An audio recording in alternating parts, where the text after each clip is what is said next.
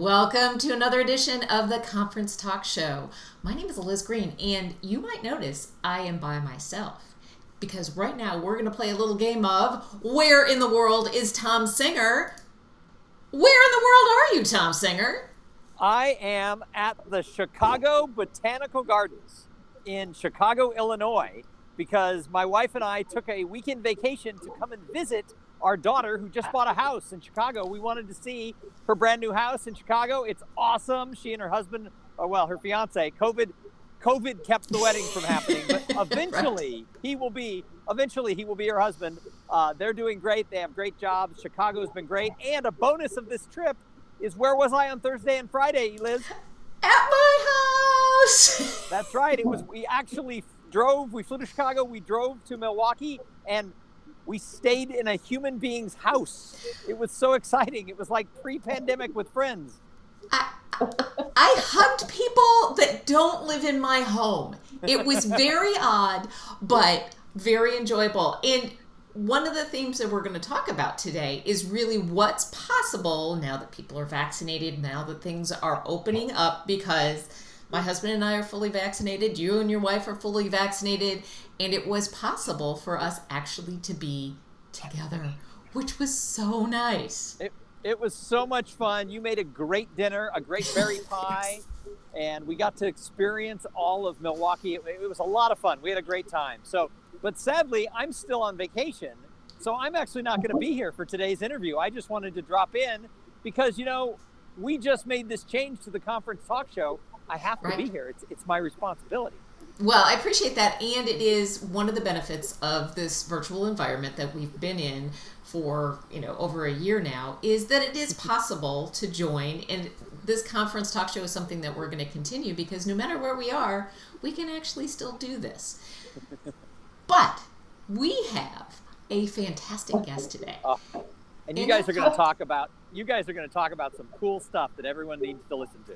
Right, because as we move into this new world where things are opening up, what are event professionals needing to do? What is the new Reimagined site visit like? And I have heard from a number of meeting professionals that they're a little bit different now in the world of the post-P word. We're not going to use it because we don't want to get edited or, down in the ratings on YouTube. So now that things are opening up again, what are those conversations and visits like? We have Inge Hafkemeyer, who we met through SPIN, the Senior Planner Industry Network. And so we're going to say, see you later to Tom, and welcome Inge Hafkemeyer to the Webinar Talk Show. Hey there. Hi Thanks there. for having me. Well, I'm excited and nervous because I've never done a live webinar before. I've done pre-recorded, but we're just going to have a great conversation. And one of the reasons that I asked you to be on the show is that you had posted in the SPIN private Facebook group about a site visit that you just recently had. And for those of you who may not be familiar, SPIN stands for Senior Planner Industry Network.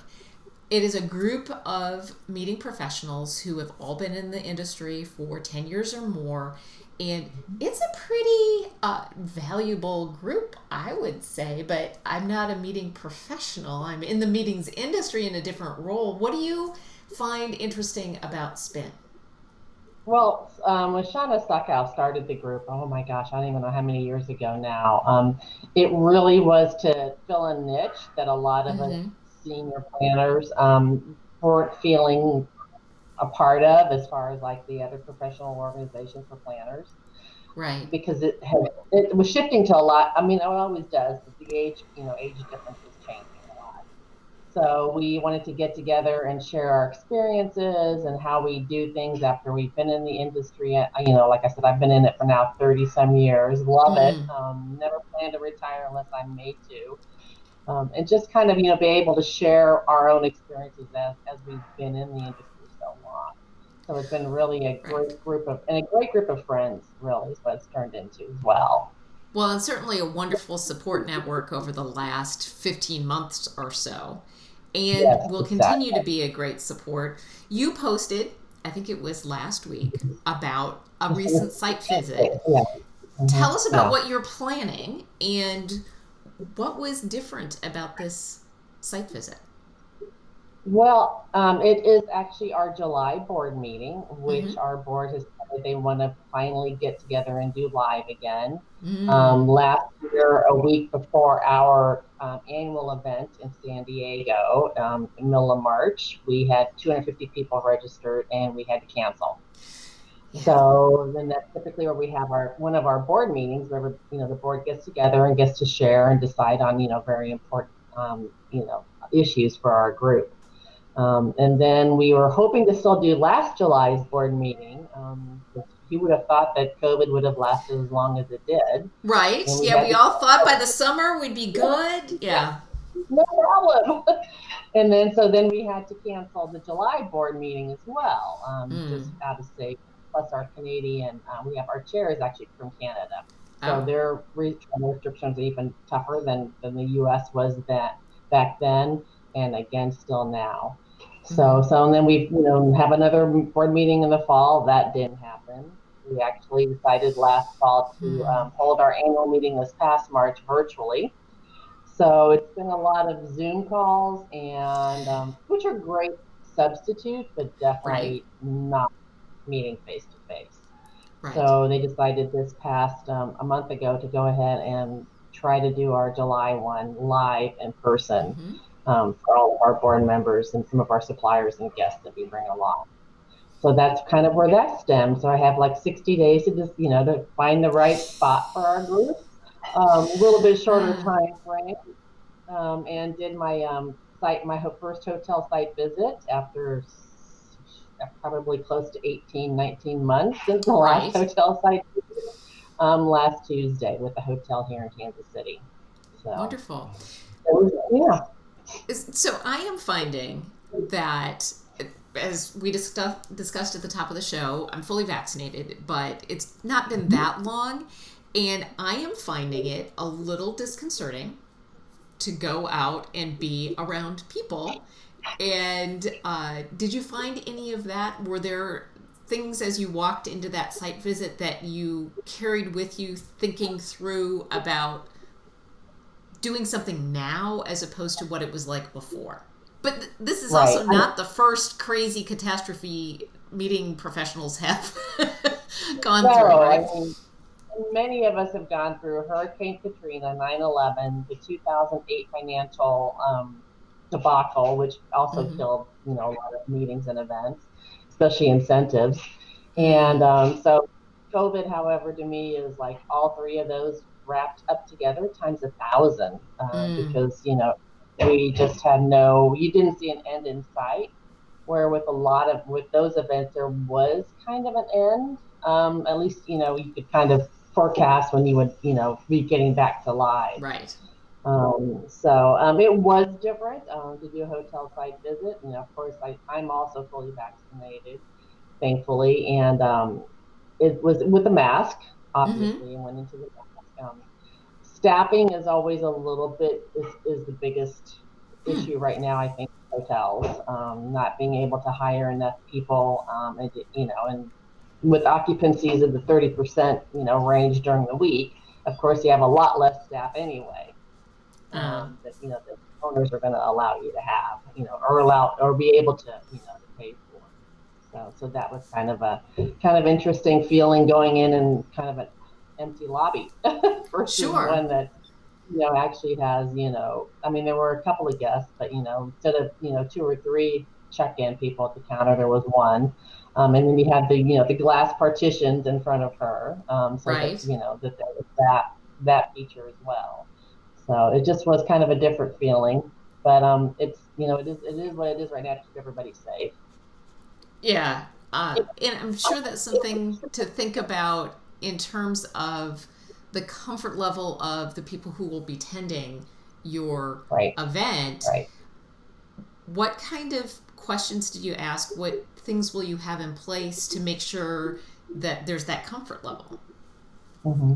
Well, I think the first thing, because the CDC, I think in the beginning of May this month, just came out with, how it's more of an aerosol virus still. I mean, and they Right. go through the ventilation system. So one of the big questions is on the filtration systems that hotels have. And I'm coming to find out that a lot of the hotels have not upgraded to the MERV 13 filtration system, which can do, the small particle that COVID is right now. For one is cost, for one is supposedly the MERV 13 filter is not compatible with their current HVAC system. So that's a little bit of a, in the back of my mind, where I'm wondering how it will be to have my guests, in a meeting room for 8 hours a day, socially distant. One person per 6 foot is going to be a very long U. Right. Very long. So it's just kind of that's in the back of my mind as far as, how do we handle the filtration system? Do I go and buy a unit, the HEPA type unit that, can do the room on its own, just plug it into the wall, is something that I'm also considering looking at. So, and then the food and beverage, the food and beverage outlets are still very sparse in the hotels. I mean, this particular hotel, the restaurant was still closed down, looking to open it up June 1st by the owners, but there's of course no guarantee. Right. If they have only 30% occupancy during the week, which is when our board meeting is, it's probably not going to be a happening thing. So the food outlets, and that's not just this hotel, it's many hotels across the U.S. where the food outlets are just not open, and fitness centers. So. Oh, right. That's right. So the amenities that people would expect may not be available going forward. Have you found that the hotels are being cooperative, open to other opportunities if they don't have food available? Is there a way to bring food in, or is there some negotiation available there? There would definitely, there's always negotiation available. I think still for hospitality suites, because that was mentioned, if we, rent the presidential suite, we're able to bring in our own F&B.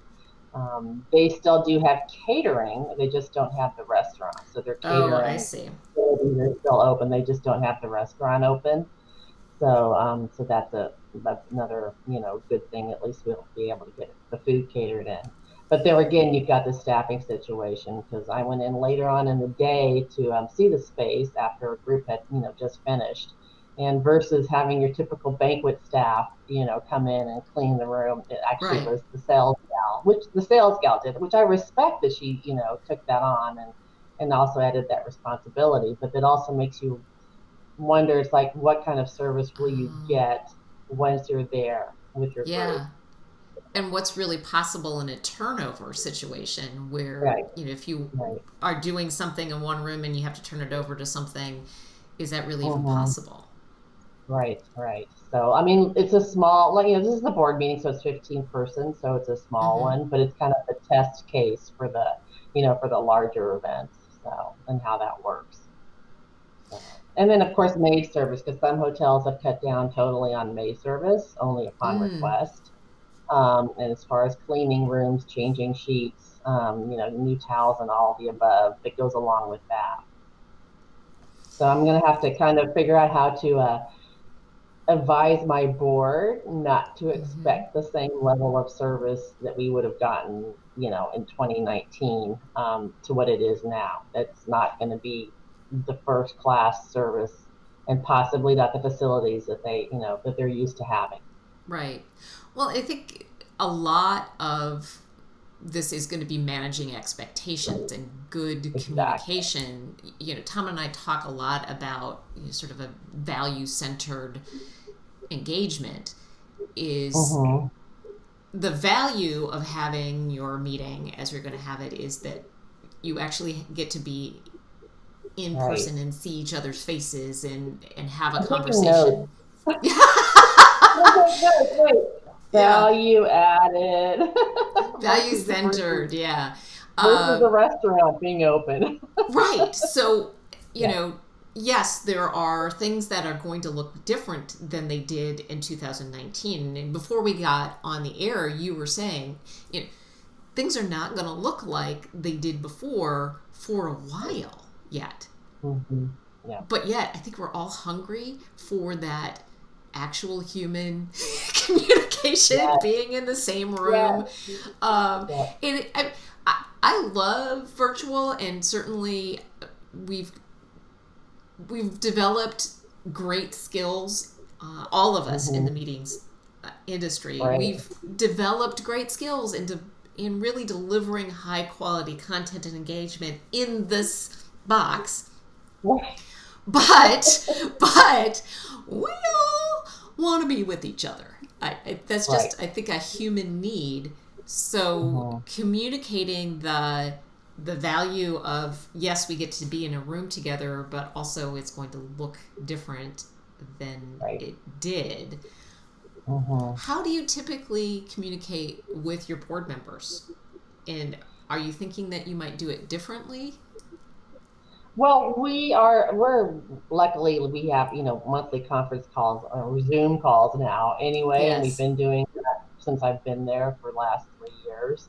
So and they're all very understanding. And I know it's just me figuring out how I'm going to communicate that it won't be like it was before, but still keep it very positive. Right. So, your about the value added of being live in person is going to be, huge. And I will be borrowing that. But I know that they'll be fine with it. I just need to set the expectations ahead of time so that they don't come into the hotel wondering why the restaurant's not open. It's supposed to be open, but yeah, there's no guarantee for that. So, and, managing those expectations is pretty much, what I need to start working on next. Yeah, I have my first hybrid event that I'm producing and emceeing next. Like Saturday, in not very many more days.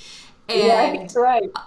The communicating the protocols of what is going to make all of us feel comfortable in the room has been a big part of that. And communicating with the presenters about, here's the space that you can be in. We're going to be masked, but when you're speaking, obviously, it's very hard to communicate with a mask on well and let everybody hear it. But so, we have the speaker zone marked off in the room and that sort of thing. It really is, I think, part of what's going to make it work is that communication. And as I said, it's hybrid. So we've got some people, a very small group of people that are going to be there in the room, and then other people who are going to be participating virtually. Right. I don't know if you packed your crystal ball for our interview, but when you're looking forward for your organization, do you see a future that has that hybrid model? Or do you think your people are really going to be super hungry for that face-to-face interaction? So funny you say that, because actually the board meeting will sort of be hybrid, because it's actually my board chair is still in Canada. And of course, if he travels, he has to go back and quarantine himself for 14 days, which he can't afford to do. Right. So more than likely, he will be beamed in, as I call it. He'll start beaming him in. Our group was very accepting of our virtual event this past March. Not every member participated, because not every member is at that level. However, and they're mostly male members. It's an aftermarket auto parts, so they own warehouses. Then they sell the aftermarket auto parts to jobbers / mechanics. They are very, very, very face to face, very do deals on a handshake. So definitely, they don't want to do a second virtual event, to meet with our suppliers. And the suppliers are the same way. It's very much a relationship or industry, as is meeting professionals. We are as well. I went to my first hotel event on Thursday, and it was so great to see people, in person, talk to them, talk to my fellow planners here in Kansas City, and commiserate onto what we've all been through the last, 18 months as well. So it's just, meetings have been talking about going virtual for 20 years. And it's never happened. It's just like going paperless. No one ever really has gone paperless either. We're more and more, going, a little bit more used to now going virtual, but I just don't see it I don't see it as a standard anymore. I mean, going forward, if we are able to meet face to face, people are going to want to meet face to face. Well, and I think that's what we're hearing from a number of people. And Tom and I did a lessons learned from the last year, and it's easy to say, I pulled up my crystal ball and this is what everybody's going to do. I think you're right that it really is going to depend on the group. There's some groups that really want that face-to-face experience, like the majority of the members, and then there's going to be other groups where having a virtual option fits better into the schedule. Maybe they go every other year in person or whatever. And I think for some organizations and associations, that additional income from the virtual component can can be sustaining if done right. It's not, and I think a big part of it too is if you're all of my members are pretty much U.S. based, and there's a few Canadians as well. And one of the planner friends that I was talking with the other day at the hotel event, they're worldwide. So they actually now are preferring to do their sales event virtually. So she's waiting to see how that plays out. But, since it's worldwide, it's just, they don't have to travel and they don't have to jet lag and they don't have, the expense of that as well. So it kind of like you said, just depends on the group.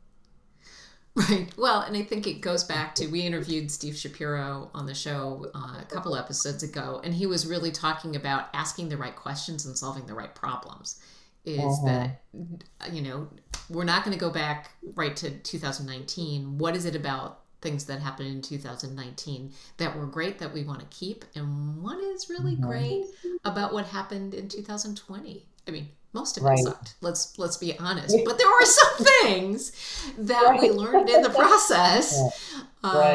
So is there anything that you did in 2020 or experienced in 2020 that you think you're going to pull forward and keep? I think part of the one big thing with our platform that we use for our virtual event, which just really kind of helped, was we have kind of like a hosted buyer at trade. It's not a trade show with booze. We have basically one-on-one meetings. So a lot of that we did manually, as far as how we set people up and had them meeting with suppliers and stuff. So we probably actually will utilize the platform again to do that, so that we have a good timed event and schedule. So there's not a whole lot of staff time needed to put together the schedule and print the schedule. So that was kind of a great learning experience from the platform that we used, that we're going to be able to we will pull that forward for 2021 when we do, or 2022 when we do our next event live next March. So yeah, that's really smart. And I think because we were forced to do things differently, connecting our members or attendees with the sponsors or vendors, I think some of those mechanisms worked really, really well, and are worth carrying forward. We got lots of great feedback from both our suppliers and the sponsors and our members that they really enjoyed the timed events, where before it was just kind of like you had to meet with these 5 people and you have 4 hours to do it. So it was a little bit more of a, if one member stayed too long at a table, then it just kind of messed up, them getting all together. So this way we will do timed events, because that just seemed to work much better and make everybody feel like, that they were getting everything accomplished that they wanted to. So. Right. Plus, then also, you don't have to spend staff time, which frees you up for everything. My whole thing about, why do you hire an Emcee? So maybe you can have a sandwich. Right. Exactly. Exactly. Yeah. So that's kind of the one big takeaway we took about from the virtual. So, but definitely, going, fingers crossed in 2022, we get to go back to face to face. So, Right. plus I miss, seeing our members, face Right. to face too. Yeah. Because Yeah. you form friendships and families with your members. So. Absolutely. Well, I think that's a perfect note to end this on. Our time went so fast, as it often does. Wow, really? I know. So thank you so much for being with us today. Uh, Thank you.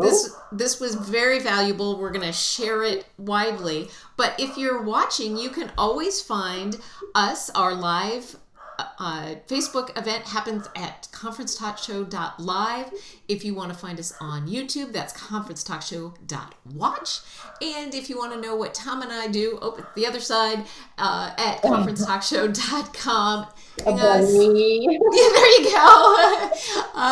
And thank you so much for joining us today. And if somebody thought, oh gosh, I have a group, or maybe just one little bit of advice. If you are a meeting professional looking at your first site visit, what's one piece of advice that you would give? Definitely find out about the filtration system, and just really, because that for me, and well, at least for me, is a big piece as well. So, and second of all, to read your book. Oh, real quick thank you. commercial, because when I saw you met you / virtually for the first time was on a video that you were doing about your book, and was before our virtual event when there was 3 months of stressful, no sleep nights of figuring out how to do this whole new thing, and that was an eye opener, of a moment where it's like, yeah, I need to quit stressing so much about it, because it'll all be fine. So. In this new changed world. Yeah. Well, it's a culmination of all the things that I do to keep myself healthy and sane. So I'm glad that it was helpful. I really, really am. So thank you. That was lovely. All right, everybody. Inge, thanks again for being with us, and we will see you next Monday for another interview with another smart meeting industry person. Until then, have a great rest of your day. Good week. Thank you. Bye-bye.